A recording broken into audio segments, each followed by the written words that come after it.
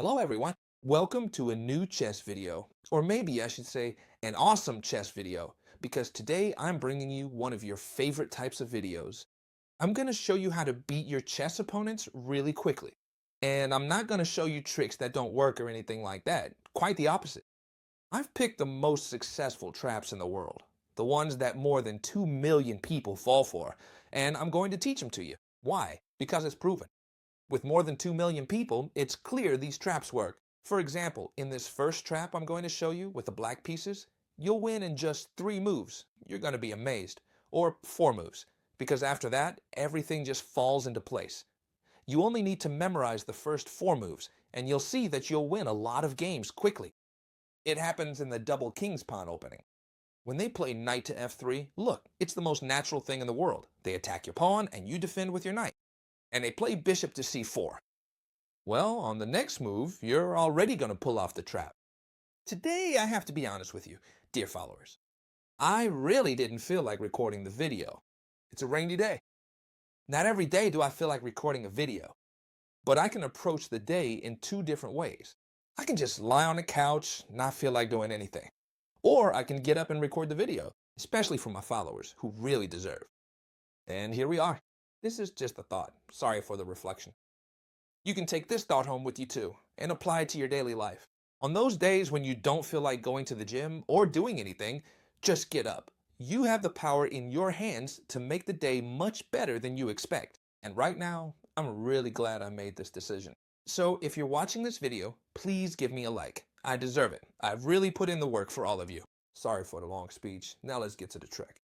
Look, this move right here seems like a really bad one. Why? Because we're giving away this pawn here. Check this out. We're giving away this pawn here, and it looks like everything is a mess. They're attacking this spot with 2 pieces. We're down a super important pawn. This knight is left really awkward in the center of the board, undefended. It seems like everything is lost. However, if they take this pawn here for free, they've already lost the game. Just like you heard. The correct move here is to bring the queen over to make this attack here and this attack here. The white pieces will say, well, I don't care at all. You haven't stopped me from doing anything. I can keep winning the game. Defended by the bishop, I'm attacking your rook and I'm also attacking your queen. And this is where we first play queen takes pawn, a brutal move worthy of a double exclamation mark. We attack the rook. First, they can't take here because we would capture with check. And it wouldn't just be check, it would actually end up being checkmate. So they can't capture this rook here. Instead, what they have to do is defend this only rook first by coming here. And now, all we have to do is play queen takes pawn, check. They have to block. If they block with the queen, thank you, because they're just giving it to us. And if they block with the bishop, notice that the king is trapped by its own pieces. We're going to deliver this beautiful checkmate with a knight. This bishop can't capture it because it's pinned by the queen. So when you play e5, knight to f3, knight to c6, and bishop to c4, remember that the trap is knight to d4. Very important, they only fall for the trap if they take the free pawn, okay? If they take the free pawn, then they've fallen into the trap. We bring the queen precisely to g5, attacking the knight and the square. So yes, they've fallen into the trap. But there is a way to escape this trap, obviously. Otherwise, everyone would lose every game in the world. It only works when they capture the free pawn. Do you know how I learned about this trap? It was spectacular. My chess coach pulled it on me when I was playing in my country's championship, when I was 8 years old. I thought I was king of the world because I was beating all the other kids. And then my coach comes along and bam! And I thought, I can't believe I'm about to beat my coach. He just hung a pawn. And then my coach goes, wham! And then he told me, not everything that glitters is gold. And from then on, I started to focus a bit more. And he showed me that the right move was knight takes knight, If we play knight takes knight, it's true that we can play it without any problem with the black pieces. We just recapture here. However, the trap hasn't worked. We no longer have that advantage. So if someone tries this trap on you, it's important. If someone tries this trap on you, don't take this pawn. Take the knight instead. Or if you want, you can also play c3, which is a super useful move. But above all, remember that you can't take this pawn. And if they take this pawn from you, you come here, and simply when they capture with a knight, we come here. But what happens if they capture with a bishop? Chess teacher. Ah, here they're giving me a check to the king. I only have two moves available. Either move it here or move it here, because this bishop can't be captured in any way. Well, it's very simple. If they capture with the bishop, you're still winning. So don't worry. I'll show you right now how to win if they capture with the bishop. In conclusion, if they capture this pawn with the knight, which looks like it's free, they're already lost. They're already lost. With the knight, we've seen it. With the bishop, we move the king here. Very simple. Notice that, yes, we've lost castling. Yes, we've moved the king. Yes, we're down 2 pawns, but don't worry because now it's white's move and we have several threats. Threats, this pawn here can't be defended because they'd lose the knight, so they also have to defend the knight. How can they defend a knight? Well, there aren't many ways, honestly. Imagine they move the knight here. It seems like a normal move, right? So we would come in through here and not only attack the rook, but when it moves, we would capture the knight since there are 2 pieces attacking it. So in conclusion, they can't move the knight back. They can't move the knight back. If the knight comes from the other side, it's basically the same thing. And it's even worse because we'd almost have checkmate, right? We capture here, they'd have to move the rook, then we give this check, and the same thing as before would happen. It would be checkmate in just a few moves. Therefore, we come to the conclusion that after moving the king away, there's no move that saves them. It seems like the only move that might save them is to castle, right? You need to know this in case your opponent castles. If they castle, then what shall we do? Take this knight, right? We'd be up a knight, and now we should just continue the game. They'd probably chase our knight away, so we'd have to retreat it. I recommend you move it right here to see if they trade this bishop, and you should play out the game from there. It's a more balanced game because your king is a little bit exposed. That's true, and you're also down 2 pawns, but you have an extra knight.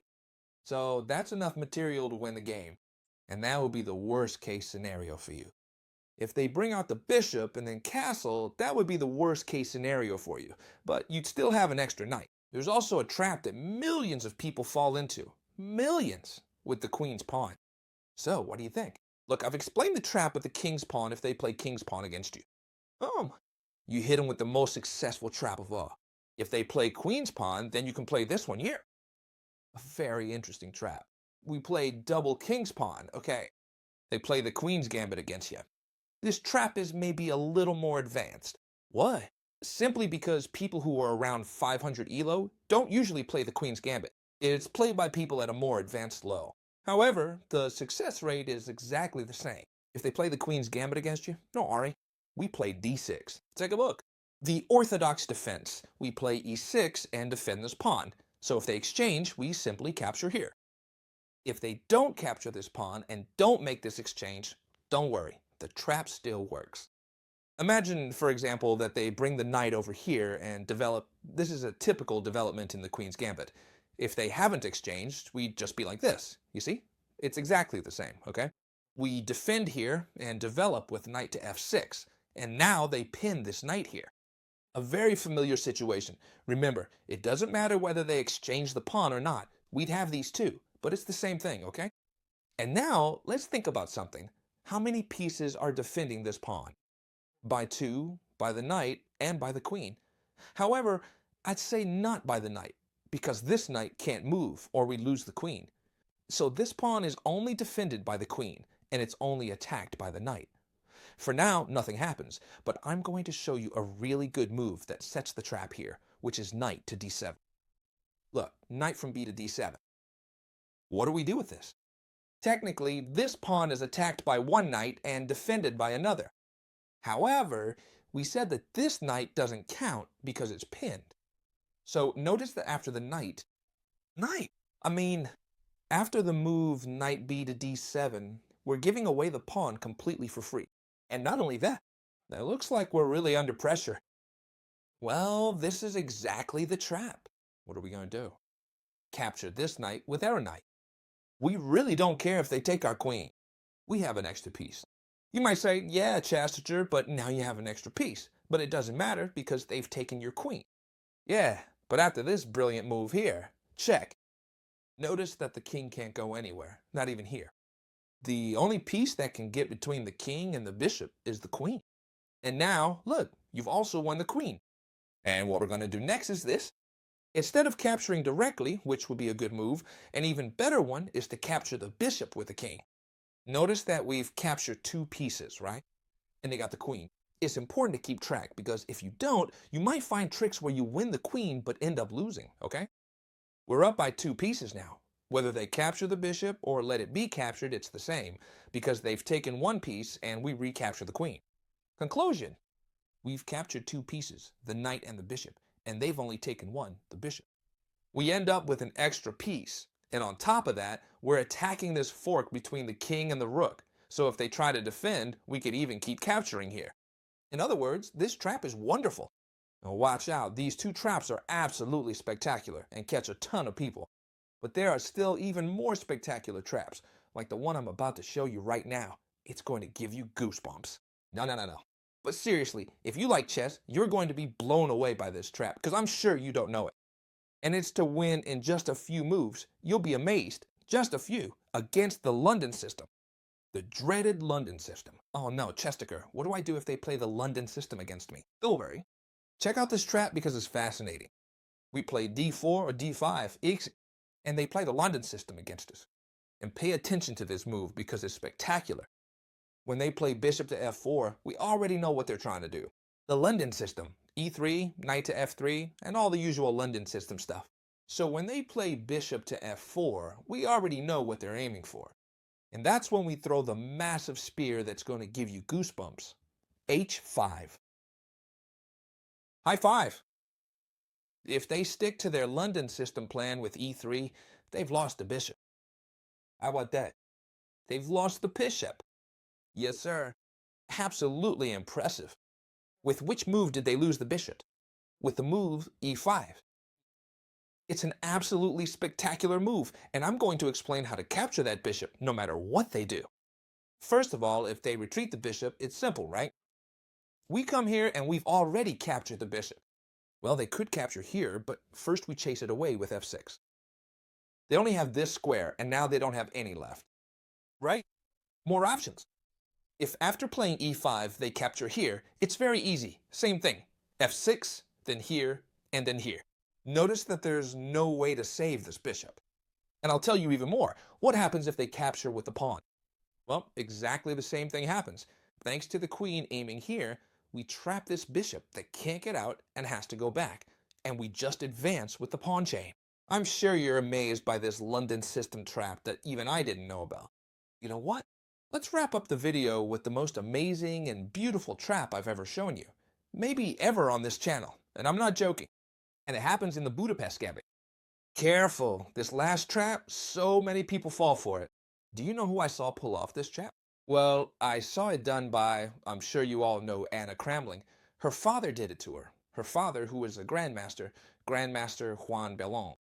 He pulled it off against Anna Kramling, and she was blown away. You know, Anna Kramling has over 2,000 elo, so she can fall for it, anyone can. In the Budapest gambit, sorry, I got tongue-tied there. In the Budapest gambit, as you know, we give up this pawn in the queen's gambit. And when they capture it, we place this knight here, okay? For example, from here, you could continue in many ways, but pay attention to the idea we have in mind. We want to set up the attack for. I don't know how to say it without sounding a bit crude, but we want to set up the attack so it's a total giveaway, right? We want to set up the attack so they can execute it perfectly. For example, after any move, we're going to play b6, and now you'll understand everything right away. Notice that we have this undefended knight and this undefended rook, both connected by the same diagonal.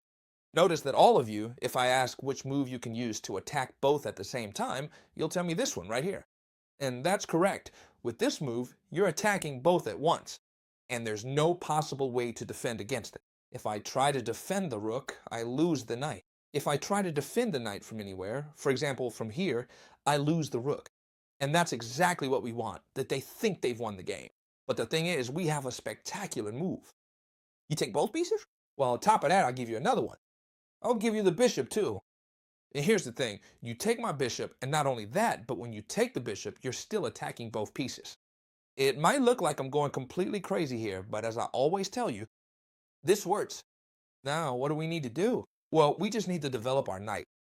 This queen is getting tracked. She can only move here. You see it, right? So first, this is important. We give a check so they have to block. For example, with the bishop. It doesn't matter to us. The idea was to get this bishop out. And now, what do we want to do? Well, it's simple. We just want to trap the queen. This knight jumps back. Look at that, okay? We attack the queen. Where can this queen go? She only has one square. This one here, and notice that things are looking really bad for the white pieces now. We push this pawn, and the queen is completely trapped because she can't capture anything. This bishop is defended by the knight. It was very important to give this check first to properly trap the queen and make sure she doesn't escape. Check out these spectacular traps, all based on statistics. A ton of people fall for these traps. This one is the most spectacular. And it's true, the one that catches the fewest people. But all of them are absolutely incredible. Please give me a big like because honestly, I didn't feel like recording. I really wasn't in the mood. But I put in the effort so you can have a spectacular and really beautiful video today on the channel. So you guys are the best community in the world. I have to say it. You already know it. Give me a big like, leave me a great comment, and I'll see you in the next video, friends. Goodbye.